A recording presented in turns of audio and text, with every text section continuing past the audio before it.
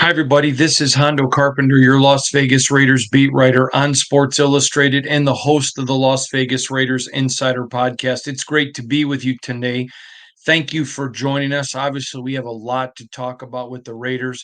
We're sitting here at Wednesday, halfway through the bye week, but got a lot to discuss. So we're going to get in it today. We're going to answer a lot of your email and your comments. I want to also remind you that coming up tomorrow, this is obviously publishing on Wednesday, but coming up tomorrow, Thursday at noon Eastern, 9 Pacific in the morning, will be our article really taking you through what happened with Devontae Adams in the Raiders and why it didn't work out. It's a wonderful article that me and my co-beat writer Ezekiel Trezevant have written. I want to give a big shout out to Rick Goslin, who is, many of you know, he's considered, him and Peter King and maybe Zim, the three of them, as the greatest NFL writers of all time. Rick is not only one of really my mentor in the journalism business, but he is an absolute dear friend of mine, a great friend. And every time I do the deep dive articles, he helps with them. And of course, my boss at SI, tremendous man. I appreciate him greatly. So please make sure you check that out tomorrow. As usual, I think it really takes you behind the scenes like we do with our deep dive and lets you feel like you're there and kind of see what happened. As things were unfolding with Devontae, we told you just tap the brakes a little bit. I know there was people saying, "Oh, Antonio Pierce allegedly liked something on social media by Sports Illustrated, and that's why Devontae wanted out." Absolutely untruthful. We're going to give it all to you. Again, that's Thursday at noon Eastern, 9 a.m. Pacific. Please make sure that you check it out tomorrow. We're going to get into some of your emails. The first one comes to us from Kelly M. Kelly says, "Hondo, I've heard a lot of talk about scripts. And I asked a friend of mine at work who's also a Raider fan that when you talked about scripts, are you referring to the NFL being fake?" He told me that you did an excellent podcast on scripts a couple of weeks ago explaining what they were. I couldn't find it.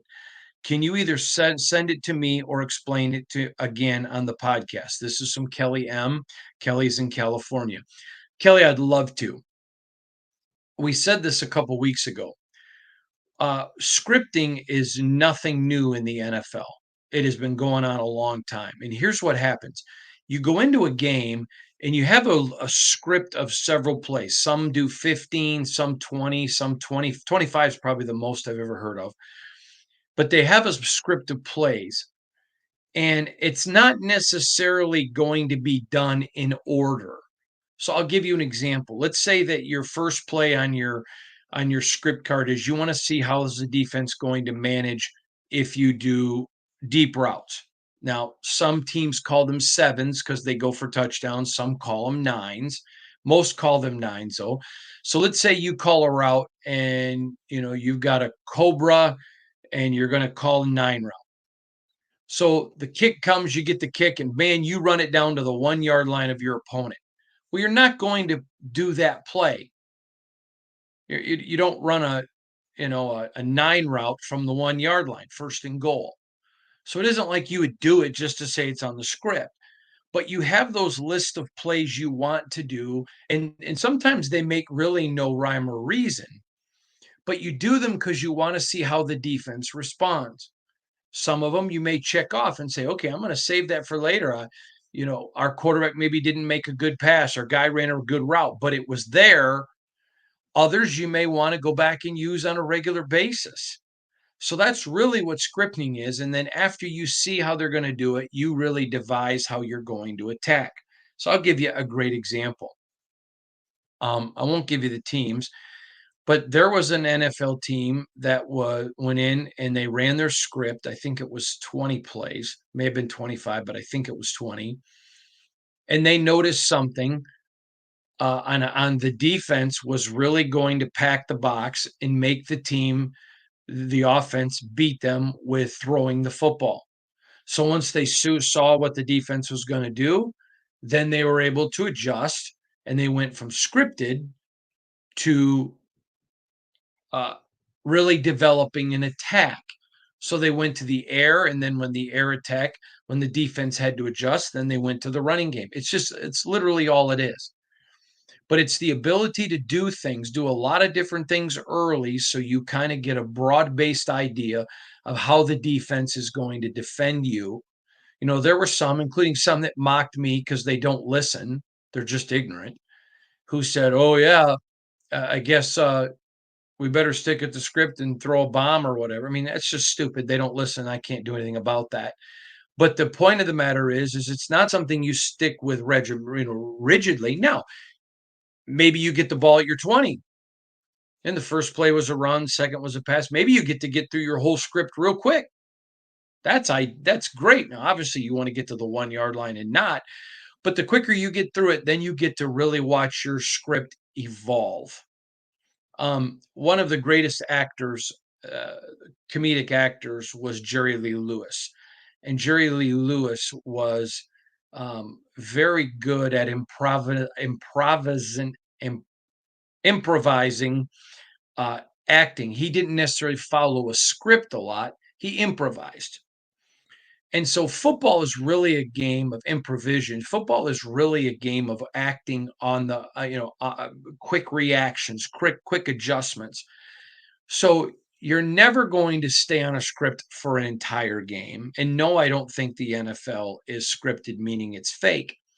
But you have those plays early to see, so then you can begin to improvise and adjust. Remember this, the game of football is all about adjustments. One of the reasons that Luke Getzey isn't here, and I was very critical of him for it, and I was critical of him because I know there were people, not everyone, but I knew there were people in the building that were critical of it, was he didn't improvise.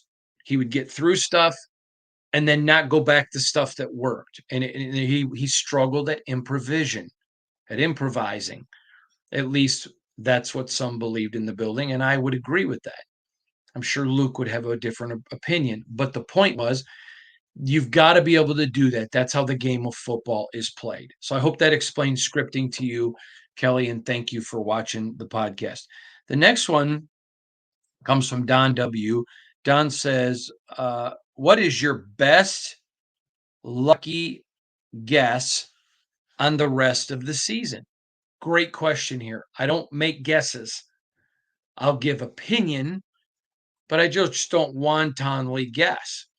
Now look at how I predicted the Raiders to go 10-7 here. I don't even know why you want my guess. I totally blew it. And yes, we will do an autopsy on what happened.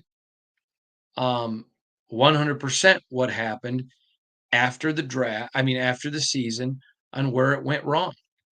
I think part of it you're going to read tomorrow in the deep dive article on Davante Adams and what happened with Davante. I think you're going to read a lot about it. I certainly don't put it all on Davante at all. Why this season is like it is, a very small percentage, but it did contribute, and you're going to find out about that. So, what is my best guess? I think you're going to see Joe Philbin is a terrific offensive line. He's a terrific offensive coach. He's a genius with an offensive line. So I think you're going to see an improved offensive line. Now the team's on a bye, so he's not even going to get his hands on them till Tuesday, Wednesday, Thursday. So, I don't expect a huge thing going into Miami, but I would expect, especially after Miami, I think you'll see some things different, but I think you'll really start to see the improvement after Miami. I'm sorry, Miami. I think you'll see it after the Miami game. But I think you're going to see an offense. It's not like it's going to change a ton. There's going to be change for sure. You saw the offense look significantly better last year when AP took over. So I would expect the offense to improve, but they still have the same players, and it's just going to be an adjustment. Now they're having the bye weeks helping guys get healthy. So I expect them to be better on offense, but not going to give any prediction on wins and losses. Next one comes to us from Roderick M. Rod says, "Hey Hondo, who would you like to see I thought this was interesting. At running back now with the change. Well, I love Zamir White. I think he's an elite back, but I love Alexander Madison. You guys have seen him on this podcast. Love the guy. I don't care. Raiders got two really good backs right there, and they've got some guys behind them that can play. To me, it's not about who do you want. Now, I'm not a fan. I'm a journalist. I cover it. But to me, it's about winning. I think you go with the best one to give you a shot to win. This next one comes to us from Joseph K. He said, Hondo, can you explain what your thoughts are on going after a first round quarterback now that we're tied um, for the overall pick, number one overall pick? So, Joseph, let me dig into this for a little bit. Yes, the Raiders are tied for the worst record in the NFL. I was told yesterday, I think it was, or the day before, I don't remember. But if the draft were held today, I think the Raiders would pick sixth. So let's go back to last year. I don't believe there were four first round graded quarterbacks. Okay. But there were a few of them. And none of the top four teams wanted to move. So it didn't matter how bad the Raiders wanted to go up, they couldn't go up because nobody would trade with them. And so I, would love to see the Raiders go out and get a franchise quarterback. I think ideally you would love it to be Aiden O'Connell, Gardner Minshew, Desmond Ritter to step up and just seize the rest of the season. We've not seen that from any of them as of now. So until somebody shows it, we're going to be assumptive that they don't have one. They've got to go find one. Maybe there's a guy on somebody's roster that they think is that guy. I don't know who that would be, so I'm making this up. I have not. I know the previous regime liked this guy. I have not talked to Tom Telesco or anyone about it. But let's look at Hendon Hooker. Let's say they just, for whatever reason, do you remember when Green Bay, Ron Wolf, the great Raider, he knew the quarterback he wanted to lead Green Bay was Brett Favre, and he was on the bench in Atlanta, so he made the trade. Okay, maybe Tom Telesco or maybe Tom Brady knows of somebody and says, hey, we're not going to go pick anybody. There's not a franchise guy. Go trade for this guy. All right. How they get them is irrelevant. Can you imagine if they were able to go trade and keep that first rounder and get another Brock Bowers elite player? The point of the matter is, I don't think you have to be so consumed. We got to go draft somebody. Over 50% of the first round quarterbacks drafted are failures. So there's a huge fail rate. Now, it doesn't mean you don't take one, but it does mean you have to make sure that you are 100% convinced the guy you're going to take is him. There's a saying the kids use today, he's him, meaning he's a baller, he's a stud. So if you're sitting there and you're Tom Telesco or Mark Davis or Tom Brady or whoever is in on the decision, and you're not sure there's a guy there, you don't use the sixth pick. Not if there's somebody else you think you can go get. So I think the mantra of Raider Nation, and remember, I've not gone out, I've not spent one time watching tape. I've not interviewed all these kids. I will, but I haven't. I haven't started talking to the scouts. I will, but I haven't. I haven't started talking to other teams. I will, but I haven't. But once I start doing that, then everything will come into focus and I'll be able to give you more and better information. But I think right now it's not necessarily a first rounder or bust. It's find the guy. Just find the guy and go get the guy. Next comes from Steve C. He said, Hondo, now with the Raiders losing, I'd like to go to Allegiant Stadium. I may be able to afford it. Will tickets be cheaper now? Great question. Depends on the game. If it's a team that travels well, no. But I'll tell you what I would do, Steve, and I'm not a ticket broker, but I would go on and become part of some of these Facebook pages, some of these Facebook groups that are Raider oriented. Put on there, I'd like to take my family to a game. Here's what I can afford to spend. If any of you has tickets and your livelihood isn't dependent on it, I promise we're Raider fans. We'll even send you pictures of us in our Raider gear. Try that.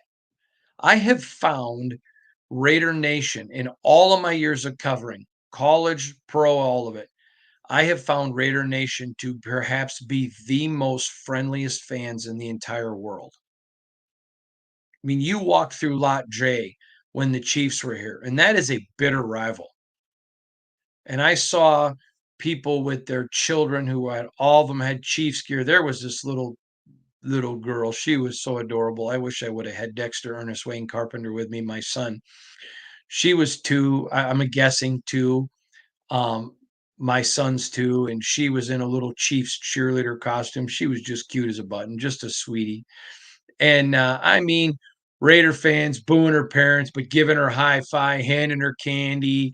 It was a lot of fun. I love Lot J. Man, I love Lot J. And if you go to a game, you got to go to Lot J. And so, but I would do that. And I'm sure I know lots of people who have Raider tickets, and I can think of a few of them. I'm sure if they saw that, would be like, you know what? Here's a game with a team that doesn't travel real well. I mean, when the Chargers come here, even though they bring all 12 of their fans, I think that's what Mark Davis said. You know, that's a good game. But when the Raiders aren't winning, there's tickets available. That's a good way to do it. And you're going to have a blast, but you got to make sure you go to Lot J. Um, this comes to us from Jordan Y in California. If it was up to me, who'd be the quarterback? Gardner, Ritter, or Aiden O'Connell? Great question. So here is what I would say to that. If it were up to me, and this is going to be a Scott Turner, Tom Telesco, Antonio Pierce, maybe even, a Tom Brady part of that mix, is what are their expectations of the future? If the brain trust comes together, now AP's in charge of who plays, but AP is a consummate team guy. If the feeling is, hey, we've seen enough from Aiden that we just don't think he is the future, then you don't play Aiden. If you still don't think you've seen enough and you think he could really benefit from a Norv Turner and a Scott Turner, then I think you go with him. Maybe it's Desmond Ritter. Maybe you're thinking, hey, I think Desmond Ritter could be the guy. Maybe you think, there's still a little bit in the tank for Gardner. To me, my opinion is completely irrelevant, Jordan, and I appreciate you asking. But I think the reality is, what does the team think? I know there are people on the team that coming into the season wanted to see Aiden O'Connell get those reps because they thought he could be something. They were not 100% sure, but they thought he could be. I'm not going to answer whether or not they've seen enough. I'm just going to say if they have, great. If they haven't, great. Same with Desmond. Maybe they think, Desmond's not our guy. He's just here kind of as a warm body, and we're going to go in a different direction. I don't know the answer to that, especially with Ritter. I kind of know the answer with Aiden, but I don't with Ritter. So that's it. Maybe they come in and say, listen, Gardner's never played this bad, and we're going to be doing more of what he does well. So let's stick with Gardner. Next one comes to us from Eugene. Eugene Malelela. Sorry about that, Eugene. I'm sorry. He's from Hawaii. Hey, I'll be there tomorrow. Looking forward to being in Hawaii tomorrow. Gonna go to Kauai for the bye week and get a rest. My wife and I need a rest. My wife needs a good rest, so we're gonna be there tomorrow. So good to see you, Eugene. Uh, Eugene's question, Hondo, what do you think the mindset of the coaching staff will be? Tank for the draft pick or win? Easy one. They're going to go at it. They're going to win. I mean, they're going to play to win the game. It's what they're going to do. Play to win the game. The next one comes to us. This is from Matthew B. in Charlotte, North Carolina. Oh, nope, there's two more. This one and one other one. Hondo, I have a quick question about the coaching moves. How do you think it reflects on Antonio Pierce? Great question. Great question. I think it reflects very good on Antonio Pierce. It shows he's not stubborn. He's willing to move, to be agile, hostile, and mobile. He talked about what he wanted: pain, attacking, toughness. He wasn't getting it out of his offense. Wasn't getting it out of his offense. And he showed, listen, I'm willing to make a decision to move on. And I certainly do not think that Luke Getsy deserves nor should get all of the blame for how bad the Raiders offense was.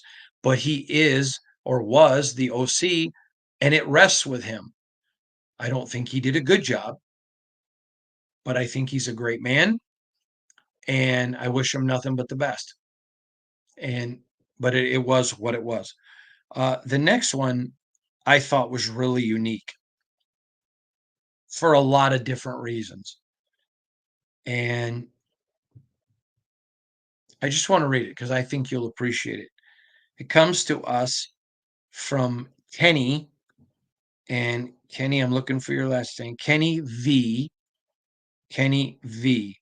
Kenny says, Dear Mr. Carpenter. Now, when he starts like that, I know that he's probably a young kid, but he's being raised right.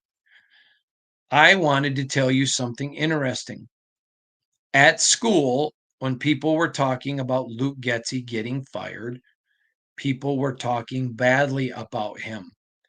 And I told them that he had not done a good job, but he was a really good man, father, and husband.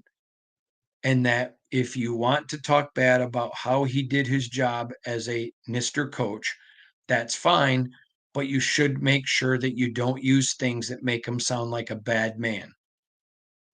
They said, okay. I thought you'd like that. I learned that on your podcast.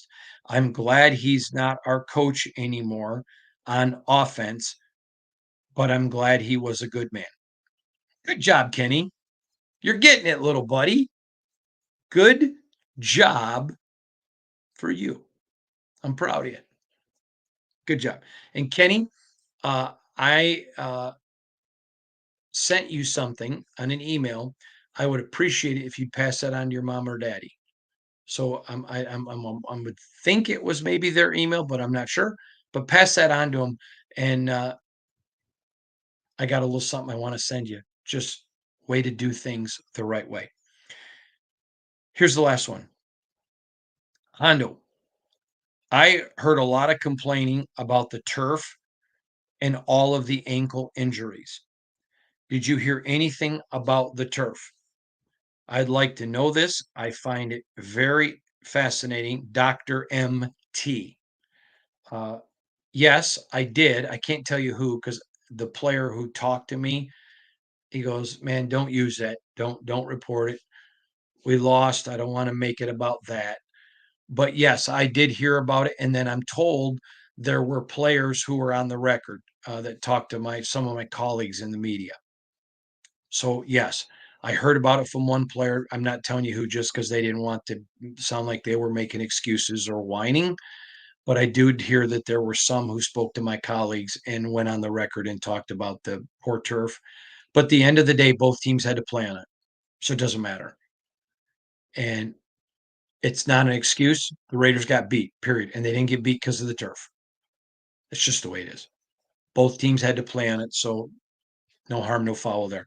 All right, everybody. Like I said, I'll be in Hawaii tomorrow, but you know me. I'm still working every single day. Still doing the podcast every day. We're still winding and grinding. We'll see you then. So thanks for joining us, and I appreciate you greatly. I'll see you tomorrow from Kauai.